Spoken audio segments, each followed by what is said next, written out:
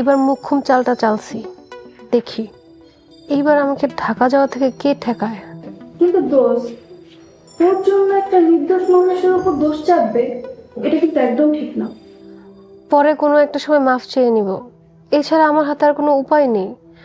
যেই করেই হোক আমার ঢাকার জীবনে ফেরত আসতে হবে। দেখ দোষ, বেচারার জন্য সত্যিই খুব কষ্ট লাগছে। বাবা, তাই নাকি? যাকে কখনো দেখিসনি, কথাও বলিসনি, তার জন্য এত দরদ? দেখ লাবণী, একজন ভালো মানুষের গায়ে চরিত্রহীনতার দাগ লাগছে, এটা কত বড় একটা অপরাধ, বুঝতে পারছিস তুই?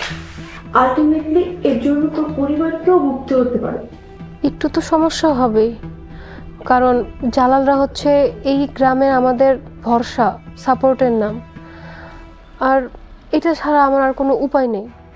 সো প্লিজ দোস্ত, আমাকে ক্ষমা কর।